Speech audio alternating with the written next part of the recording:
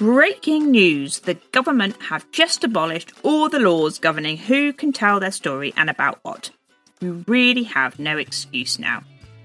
Hello, I am Hilary Solzman and welcome to the Everyday Storyteller, a show for women with something to say.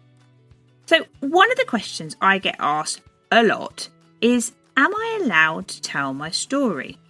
Okay, so there are obviously no laws in place around who can tell their story.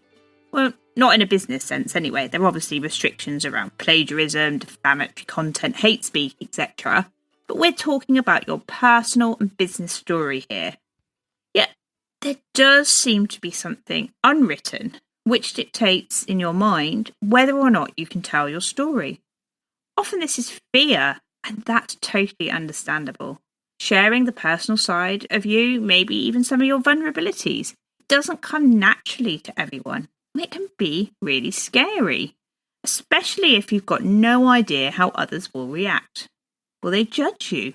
Will they laugh at you? I remember the first time I shared a post talking to camera about how I shared an office with my partner Tim, and I showed my followers around.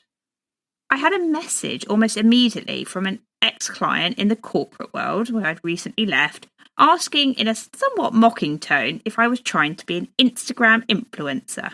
Not going to lie, this knocked my confidence, and it really was a while until I shared something not business related again. Oddly now, several years later, it's my personal story content that often gets the most engagement.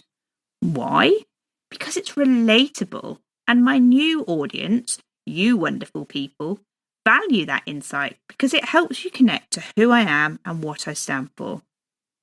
Another reason we question telling our story, and one that is a bit harder to shift, is because society or maybe key people involved in your upbringing or in your early career have led you to believe there's not a space for you to tell your story.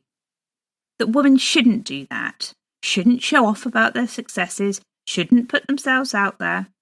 If and when the trolls attack, it becomes our fault. Well, if you will share personal stuff online, what do you expect? Respect, maybe. I've struggled with my mental health in the past, and from time to time I talk about it publicly. The first time I did, my concerned mum contacted me. Don't you worry about what people will think of you. Do they really need to hear that stuff? Yes, mum. If they're going through similar and read a story which makes them feel less alone and maybe even gives them hope, I think it's pretty bloomin' important. So today, I want to leave one thought with you. When we tell our personal stories, they're never really about us. They're about our audience and how they relate to them, what they take from those stories, how those stories make them feel. Knowing that was a really big shift for me in my thinking. And it's the thing that always makes me press send on a story if I'm starting to doubt whether it's right to tell. Hopefully, it will help you too. Thanks for listening.